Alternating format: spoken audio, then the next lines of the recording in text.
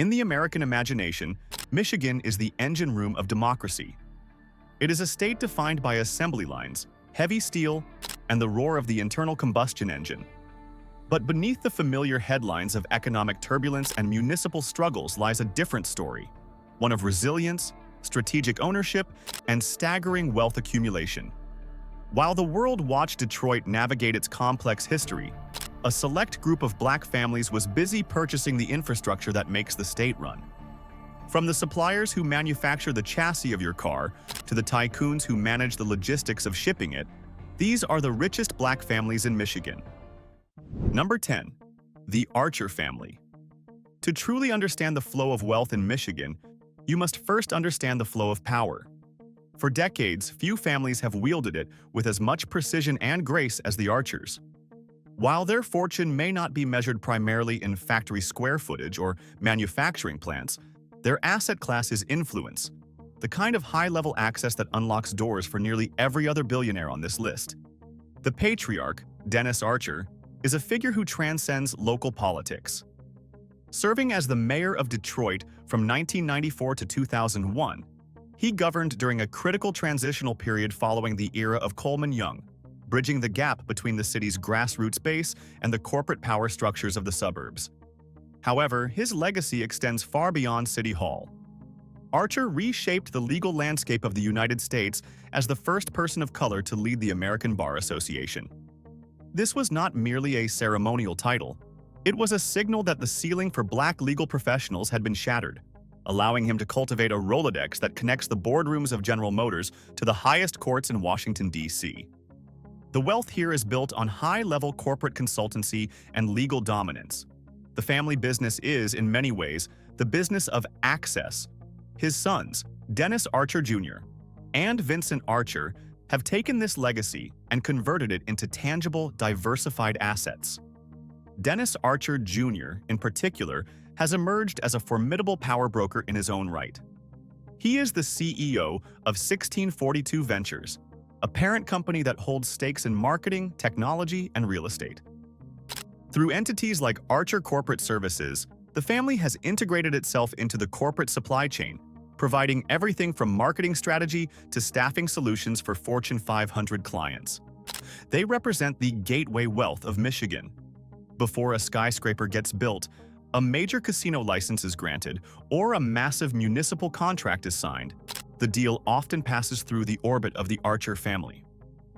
They are the living proof that in a state built on heavy industry, the legal mind is often mightier and more profitable than the steel mill. Number 9. The James family. If you buy a car in the United States today, there is a very high probability that the James family had a hand in getting the parts to the factory or the vehicle to the dealership. John A. James stands as a living legend in Michigan's business community, a man who looked at the complex, chaotic world of global supply chains and saw an opportunity to build an empire where others saw only barriers. The story begins in 1971, a time when the American trucking industry was heavily regulated and notoriously exclusive. James co-founded OJ Transport Company with a vision to haul auto parts. At the time, the idea of a black man obtaining the necessary interstate trucking authority from the government was almost unheard of. The barriers were legal, financial, and deeply racial. James didn't just apply for a license, he fought a war for it. He engaged in a landmark legal battle against the established trucking monopolies and the government, a fight that eventually reached the steps of the U.S. Supreme Court. When the court refused to hear the appeal of his competitors, James secured his right to operate. That victory didn't just build his business, it opened the highway for every minority-owned logistics firm that followed. Today, that fight has evolved into James Group International, a supply chain and logistics powerhouse. They don't just drive trucks, they manage the complex sequencing of parts for the automotive industry. This is Renaissance Global Logistics, a system where parts from hundreds of suppliers are collected, organized, and delivered to the assembly line exactly when needed, a process critical to modern manufacturing. The true wealth of the James family, however, lies in their successful generational transfer. The patriarch's sons, Lauren and John James Jr., stepped into leadership roles, drastically expanding the company's footprint. They moved beyond, trucking into aviation and government defense contracts. John James Jr. also took the family name into the highest levels of the political arena, running for the U.S. Senate and eventually securing a seat in the U.S. House of Representatives. This is a family that understands that a true dynasty requires a dual-track approach: economic dominance in the private sector and strategic influence in the public square. They didn't just move boxes, they moved the needle on what a black family business looks like in the 21st century. Number 8. The Barfield family. Long before the gig economy became a buzzword in Silicon Valley, the Barfield family was teaching corporate America how to manage its most valuable asset, its people. The late John W. Barfield was a man whose life story reads like a script from the American dream. A sharecropper's son who dropped out of school at 16, he possessed an innate, almost supernatural genius for spotting inefficiencies in the market. He started with a humble cleaning company in the 1950s, scrubbing floors at the University of Michigan. Most people would have stopped there, content with a steady small business. Barfield saw bigger. He realized that corporations didn't just need clean floors, they needed flexible labor. They needed engineers for 6-month projects, IT specialists for upgrades, and technical talent without the burden of long-term overhead. In 1977, he founded the Bartek Group, pioneering the concept of managed services and staffing in the automotive sector. This was revolutionary. He essentially told the automotive giants, "Let me handle your workforce." Under the leadership of his son, John Barfield, Bartek grew into a global juggernaut, managing billions of dollars in labor spend for Fortune 500 companies. They became the HR department for the industrial Midwest, placing thousands of engineers and technical staff annually. The Barfield wealth is significant because of how they exited. The family eventually sold the company to a global conglomerate, Impellum Group. This wasn't a defeat. It was a massive liquidity event, a cash-out that solidified their status as one of Michigan's wealthiest clans. Today, the Barfield legacy is one of intellectual capital. They proved that you don't need to own the factory to get rich.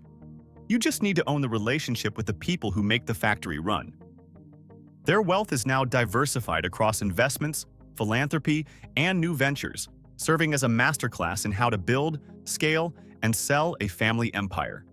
Number 7. The Roberts family. There is a specific kind of wealth in Michigan that comes not from starting a business on day one, but from conquering the massive corporations that already exist. Roy Roberts is the godfather of this executive class. Known affectionately in business circles as the $100 billion man, Roberts earned this nickname because, at the height of his career at General Motors, he was the group vice president responsible for North American vehicle sales, service, and marketing, divisions that generated over $100 billion in annual revenue. Roberts wasn't just an employee. He was a barrier breaker who climbed to the highest rungs of GM during an era when black faces in the C-suite were anomalies. He navigated the brutal internal politics of the world's largest corporation and emerged as one of its top decision-makers. But Roberts didn't just retire with a gold watch and a pension. He leveraged his unparalleled knowledge of the automotive ecosystem to become an owner. After leaving GM, he entered the world of private equity and entrepreneurship. He understood that the real money was in ownership. He acquired significant stakes in automotive suppliers and eventually formed the Roberts Automotive Group, owning a chain of lucrative car dealerships. The Roberts family wealth is a hybrid model, built on the high-salary, high-stock option foundation of corporate executive life, then multiplied through savvy private equity moves. His influence extends to saving Detroit's public institutions. He was tapped to serve as the emergency manager for Detroit Public Schools, bringing a CEO's discipline to a crumbling system. The Roberts family represents the pinnacle of corporate ascension, proving that for black families in Michigan, the corporate ladder can be a pathway to the ownership class, if you know when to jump off and build your own ladder. Number 6. The Bing family. Dave Bing is famous to the world as an NBA Hall of Famer, a lethal scorer for the Detroit Pistons who could dominate a game with grace. But in the boardrooms of Michigan, his jump shot is merely a footnote. His real legacy is steel. In the 1980s, when most professional athletes were retiring into obscurity or bankruptcy, Bing did something radical. He took his NBA earnings and learned the steel business. It was dirty, unglamorous, and notoriously difficult to break into.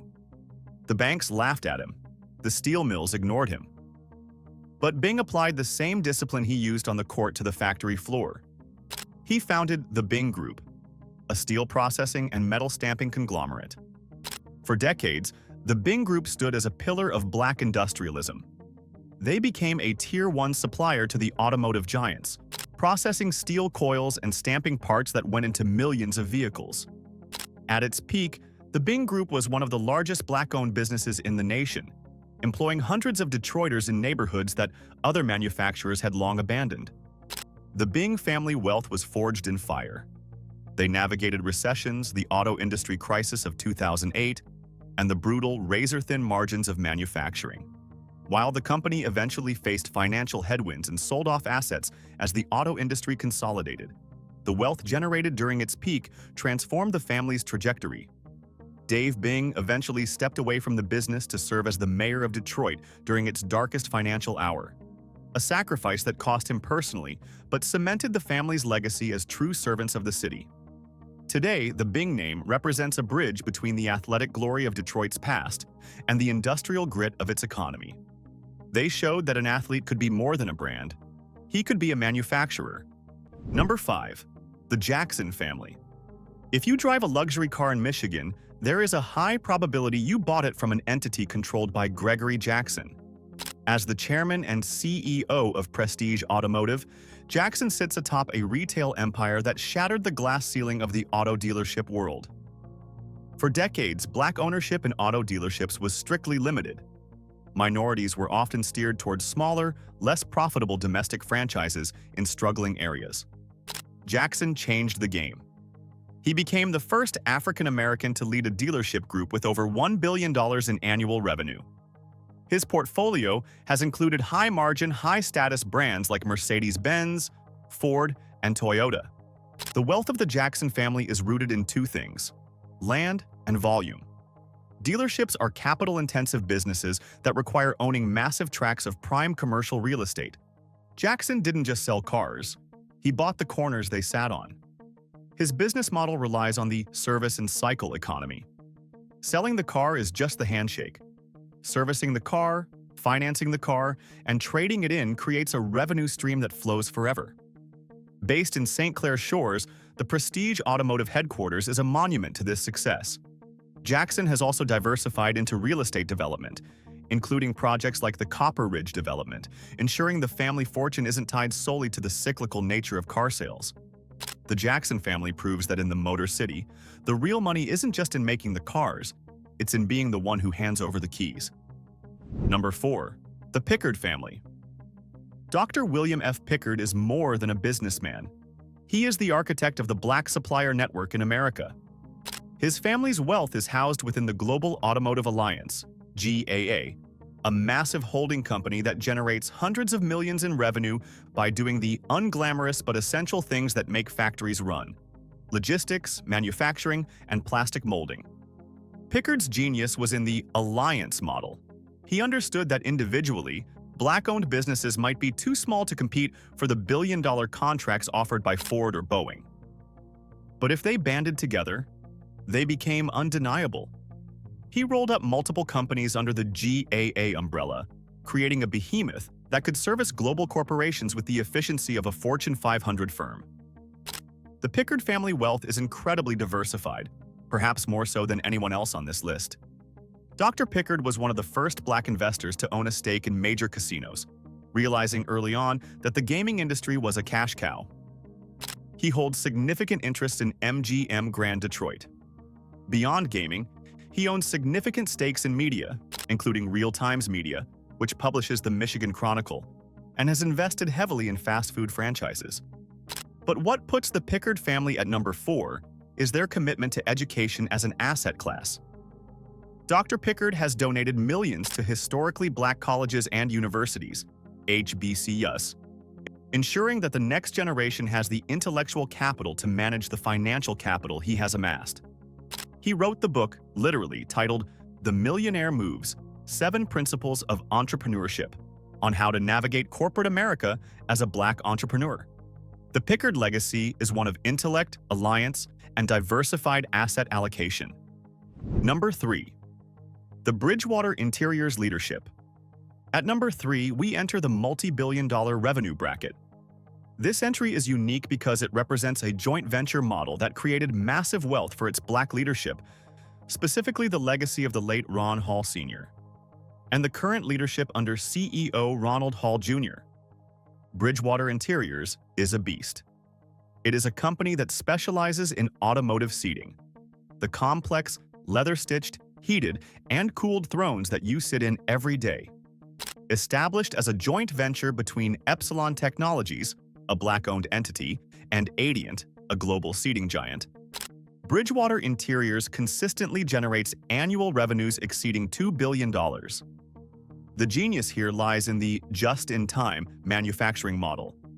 Seats are bulky and expensive to ship. They need to be assembled nearby and delivered to the Ford or GM assembly line in the exact order of the cars being built. If a red F-150 is coming down the line, a red seat must arrive at the dock at that exact moment. Bridgewater mastered this complexity. The Hall family navigated the tricky waters of corporate partnerships to maintain minority control of a company that is essential to the supply chains of General Motors, Ford, and Honda. This isn't a small family business. It is an industrial state. They employ thousands of people across multiple facilities. The wealth here comes from the sheer scale of contracts. When you are the exclusive provider of seating systems for the Ford F-150 or the Honda Pilot, you are attached to the best-selling products in the world. Every time a truck rolls off the line, the Bridgewater legacy gets paid. Ronald Hall Jr. has continued this trajectory, proving that the second generation can not only maintain but expand a billion-dollar industrial footprint. Number 2. The Gordy legacy. You cannot talk about Michigan wealth without bowing to the name that put Detroit on the global map: Gordy. While Berry Gordy eventually moved the Motown headquarters to Los Angeles in the 1970s, the family's roots, philanthropic focus, and financial infrastructure remain deeply entangled with the history and soul of Michigan. This wealth is fundamentally different from the steel and plastic titans we've just discussed. This is intellectual property wealth, the most lucrative kind in existence. The Gordy family didn't just sell records, they owned the publishing. The real engine of the Gordy fortune wasn't just the Motown record label, which was sold for $61 million in 1988. The true crown jewel was Joe Bett Music, the publishing catalog that owned the rights to the lyrics and melodies of thousands of hits. Berry Gordy held on to Joe Bett for decades longer than the label. When he finally sold stakes in the publishing arm to EMI and eventually Sony, the deal was valued in the hundreds of millions, totaling over $300 million by the time the final shares were sold. Every time you hear "My Girl," "Respect," or "I Want You Back" in a movie, a commercial, or a Spotify playlist, the cash register rings. But the Gordy family wealth in Michigan isn't just about the past. It's about the massive trust and estate infrastructure that continues to fund philanthropy and real estate in the city. The Motown Museum, currently undergoing a massive $50 million expansion, is a physical anchor of that legacy. Spearheaded by the late Esther Gordy Edwards and continued by the next generation, this expansion is turning history into a tourism and educational economic engine. The Gordy family proved that Black creativity was a viable, scalable, and exportable commodity. They created the soundtrack of America, and in doing so, they built a fortune that transcends generations. It is royal wealth, money that comes from being the kings and queens of a cultural revolution. Number 1. The Johnson family. And finally, we arrive at the summit. The richest Black family entity in Michigan, operating at a scale that is almost difficult to comprehend, is the Johnson family, led by Vinnie Johnson and the Piston Group. This is the ultimate story of transformation. To sports fans, Vinnie Johnson was the microwave, the sixth man for the Bad Boys-era Detroit Pistons who could heat up the scoreboard in seconds. But while his teammates were celebrating championships, Johnson was quietly studying the automotive industry. He realized that his NBA checks, while large, were temporary. He wanted forever money. In 1995, he founded the Piston Group. He didn't want to be a figurehead who simply slapped his name on a brochure. He wanted to be an industrialist. He learned the intricacies of supply chain management, module assembly, and just-in-time delivery. He built a reputation for perfectionism that rivaled the German and Japanese competitors. Today, the Piston Group is widely considered the single largest Black-owned business in the country by revenue, with annual figures often hovering near $3 billion. They assemble the cooling modules, the chassis systems, and the interiors for the world's largest car makers. The scale is staggering. They have expanded through aggressive acquisitions, such as the purchase of Irvin Automotive, which allowed them to dominate the market for interior trim and materials. The Johnson family wealth has crossed the threshold into billionaire status. Vinnie Johnson is no longer just a rich ex-athlete. He is one of the wealthiest private individuals in the state of Michigan, period. The family's assets include massive industrial real estate holdings, private equity investments, and a philanthropic arm that is reshaping Detroit's education system. What makes the Johnson family number one is the trajectory. While other industrial empires are shrinking, the Piston Group is expanding, moving aggressively into electric vehicle technology and battery pack assembly. Vinnie Johnson took the grit of the basketball court, applied it to the boardroom, and built a dynasty that makes the NBA look like a side hustle. He is the undisputed king of Michigan's black business world. From the legal boardrooms of the Archers to the billion-dollar assembly lines of Vinnie Johnson, these families tell a different story about Michigan. They prove that Detroit is not a city of ruins, but a city of rulers. Which of these industrial dynasties impressed you the most? Let us know in the comments below. Hit that like button and subscribe to Black Status for more deep dives into the empires you were never taught about. I'll see you in the next one.